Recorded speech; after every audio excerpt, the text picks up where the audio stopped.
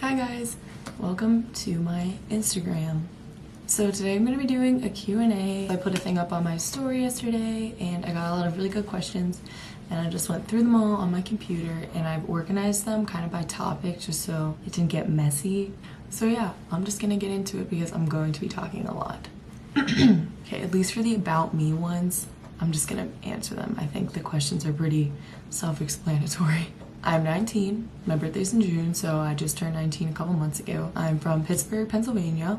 I just transferred to Clarion University in the fall. My major is communications with a concentration of public relations, marketing, and corporate communication. And I'm also doing a social media minor, go figure.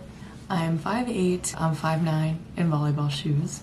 And I got a couple questions asking about my career goals. So the best way I can explain it is just by saying that I have wanted to work in social media for a while now. I have always just kind of pictured it as me working for a brand or a company and dealing with their marketing through social media. Yeah, just like branding and public relations, stuff like that. But now more recently, I mean, if I can like do my own thing on social media and find a way to make a career out of it, I would love to do that. Regardless, I'm just like a really creative person and I love to be able to make like content and I want to continue to do that, whether it's of myself or like for a brand. This is the social media category. What inspired me to start my Instagram? So I started it in February of 2020, so not too long ago. I actually really wanted to start a YouTube. Like that was my thing at the time. I just felt like I had so much to say and I really just wanted to put it somewhere. But YouTube is a very big commitment. So I did a lot of research looking into that and I was just like, I'm way too busy. I don't think it's a good idea. And I also just don't know YouTube as a platform as well as I know Instagram. I was really into health and fitness at the time. My goal was to lose weight and I had been doing that successfully. I started noticing the progress. I wanted somewhere to like talk about what I'm doing. I didn't want to just annoy my friends or like post on my normal Instagram about it because no one cared. Yeah, at that point I was like, you know what, I'm just gonna do this. And I started by posting a selfie like every day, just a mirror selfie in my dorm room because I had nothing else to post. And this leads into the next question, which is how did I grow so fast?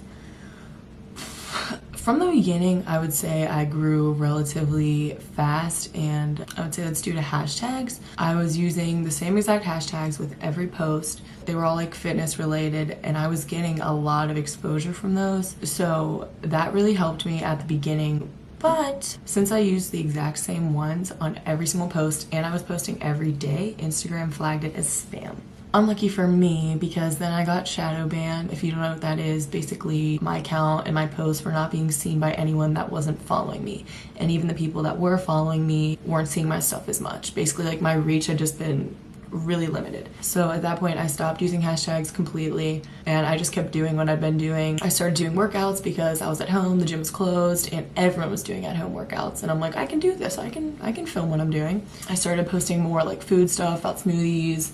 I was growing steadily, but like consistently for a couple months. Flash forward to June, that's when my TikTok started doing well. The first one to blow up on TikTok was actually an art video. It was a gift that I was making for my boyfriend for our 1-year anniversary and it blew up for no reason. I wasn't expecting anyone to even see it besides like the 10 people that followed me. So as that was happening and I posted a part 2 to that literally the same day, you can even see in this TikTok I said, while I'm at it, I'm gonna show you guys how I make a smoothie bowl. And that's how it began. I went from having 10 followers to, I don't even know, a couple thousand within a day or two. And then I kept doing smoothie bowl videos and I also did a couple workout videos, specifically my track, like my field workouts. Those were the ones that did well. That's how my following on there grew. But I didn't really notice like an influx in followers on my Instagram from that until TikTok was going to be banned. So when this rumor was going around, I remember posting something on my TikTok and I was like, hey, in case this actually does get deleted, follow me on Instagram because I don't want to lose contact with you guys. That day I gained a crap ton of followers. And then from there, my posts started doing really well on the Explore page. My best guess as to why is because Instagram saw I was getting a ton of engagement and that's from all the TikTok followers that came over to Instagram. From there, started promoting my posts more on the Explore page. It kind of all just like happened at once and then from there on, like all my posts just started doing really well on the Explore page. My following doubled within a month I think it was like July, August. In that time frame, I went from 6K to 12K. So yeah, that's how I grew so fast. How did my friends react when I blew up, and how did it change my life? So I don't consider it like blowing up. Overall, I mean, my friends are just the same. Like, they're supportive. They don't really treat me any differently. They've been pretty supportive from the beginning. So even when I was doing this and I had like 100 followers, I mean, they were there. I wouldn't really expect them to act differently when I started to have a bigger following.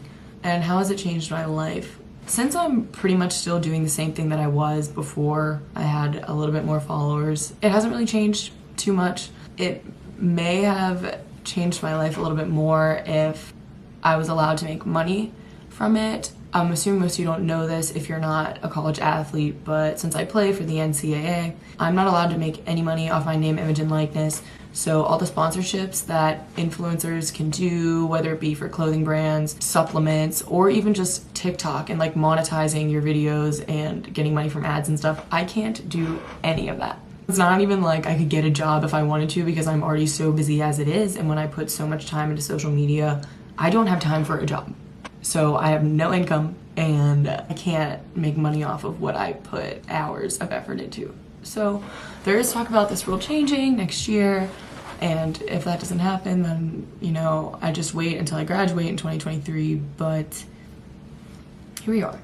What motivates me to post and what is my goal? I thought this was a really good question because it made me think. I really love what I do. I don't know how else to put it. I love social media, even though there are some not good parts. I love the fact that I'm able to reach people that I never would. People I would never meet in my life, I would never come across. I'm allowed to like send a message that I think is important. I think that's so cool. All of that goes into what motivates me to post. I want to connect with you guys. Probably ask me questions more than I should, because I do think it annoys people when I have like 20 stories or more of just answering questions, but I love doing it. I just think I'm a pretty social person and I like being able to meet new people and talk about something that I'm really freaking passionate about. And what is my goal? Like I said, I want to work in social media. My goal is to be able to make a career out of it eventually. For now, I'm going to continue doing what I'm doing. If I'm able to branch out to YouTube, I would love to do that. I want to continue to grow my following, so hopefully when I actually am able to make money, I'll be in a good position.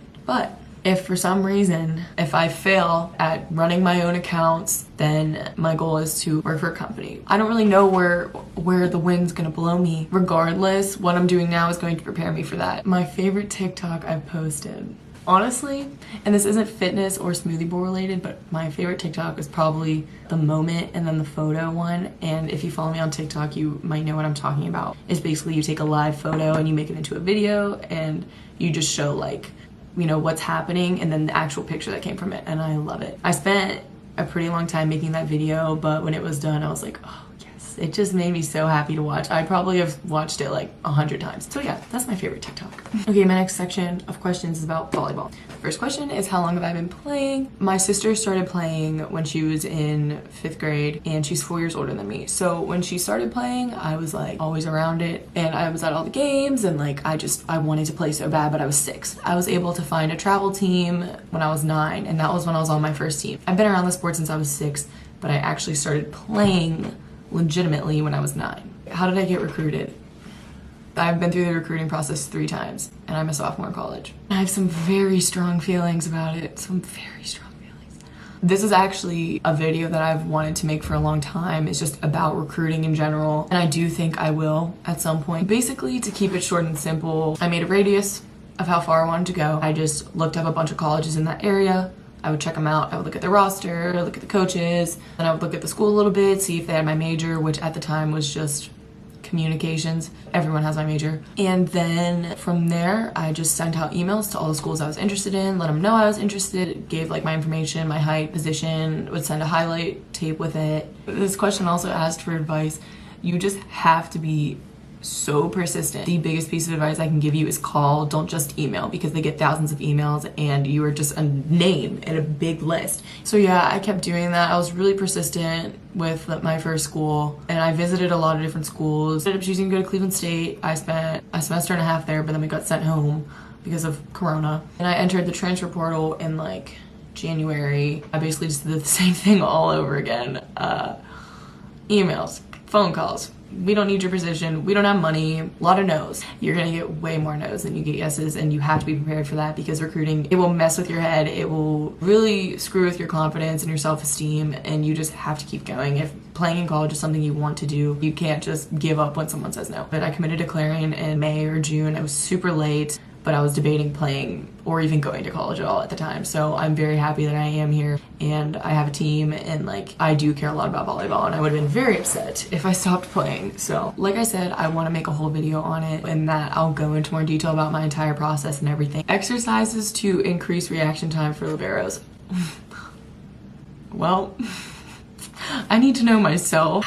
I don't really think there's specific exercises for reaction time because a lot of it is what you see as far as like feet and things like that. Just footwork drills, like cone drills, practicing the footwork that you're going to be doing in games. So how you go from like base to release, trying to keep it simple, trying to be stopped on defense. That is my biggest struggle right now. Stuff like that. But I think at the end of the day, you really just got to play, because that's how you're going to get better at reading. That's how you're going to get better at seeing things and being able to adjust from there. Yeah, I wish there was like a set answer, but like I said, I'm still trying to figure that out. So how to increase vertical. Also, still trying to figure this out. I'm not a personal trainer. I'm not qualified. I'm not certified. From personal experience, the best advice I can give you is lifting. You want to train legs, you want to do resistance training, trying to mimic jumping. I know I have one circuit up on my Instagram, and it's up on my TikTok too, for increasing your vertical, but it's not just like those specific exercises that do it. It's really just about jumping. Like you need to jump if you want to be able to jump higher, and it's about strengthening your legs. There's a bunch of different ways to go about that. I would say do your own research, and if you have the access or the ability to get a trainer, someone who knows what they're doing and knows how to help you in like regards to your sport, if you can do that, I highly recommend it, because it's hard when you're just at home and you're like, I'm trying to be a better athlete. Where the heck do I start? The next category is just like fitness and health. Good place to get not expensive workout gear. Amazon. I need to get more from there, but like I said, I don't have an income right now, so that's gonna be put on hold. But I've seen so many people get such cute stuff from Amazon, and I'm like, it's on my to-do list. I have really good leggings I like from there, and they're called Colorful Koala. I talk about them all the time on my Instagram. Highly recommend. They're super cheap, soft, squat proof, and I really do like working out in them, and I also like just wearing them out and about. Fave protein powder flavor. So I pretty much use the same protein powder just because I like it, so I'm not gonna go and buy something and then risk not liking it. So I currently use the Orgain vegan something, I don't know, it's vanilla, and I like how that tastes in my smoothies. I also put in my overnight oats, and sometimes if I'm like baking other things, I'll put that in there too.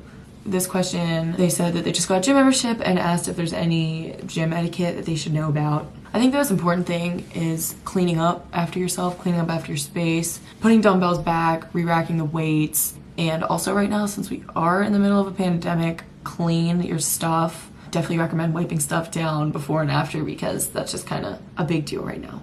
Be polite to people. If you think someone's using something, you can always ask. Also, like just something I try to do, if I see that someone's like looking at themselves in the mirror, I try not to like stand in the way, or if I'm even walking past them, I try to kind of like run. But that's me. That's just me being awkward. Yeah, that's pretty much it. How many calories do I eat? To be honest with you guys right now, I have not been super strict about tracking them. If I had to guess, like I'd probably say around 2,000 a day, but it really depends on the day, and like sometimes I'm hungrier than I am other times. What do I do on days where I'm not motivated? So today, me when I woke up at 4:30 this morning and I've been going nonstop. You suck it up. I suck it the crap up and I go about my day. Oh, that's really mean. I'm not trying to be mean, guys, I swear. I made a video about this on my TikTok a while ago about dedication being more important than motivation, and I can't stress that enough. You're not gonna be motivated most of the time. It's self-discipline. You really just have to hold yourself accountable to get done what you say you're going to. My biggest tip for that would be plan on doing things. Don't just wake up in the morning and see how you're feeling and then decide if you're gonna go work out or if you're gonna eat well that day. Like, no. Set a schedule, set a plan. So regardless of how you're feeling at the moment, like, you get it done and you do what's best for you in the end. Unless you get hurt, 99% of the time you're going to feel way better after you worked out. You're gonna be really happy you got it done. I can promise you. But also, like, you do have to listen to your body. I'm not saying if you're in like a lot of pain, yeah, go hit legs again when like you can barely walk. No. I think this probably just comes with time, being able to understand the difference between listening to your body and listening to like the voice in your head that's lazy. And that might sound kind of mean, but obviously rest and self-care is very important, but using a lack of motivation as an excuse for not getting done what you know you should be getting done, that's not self-care. That's enough of the health and fitness stuff.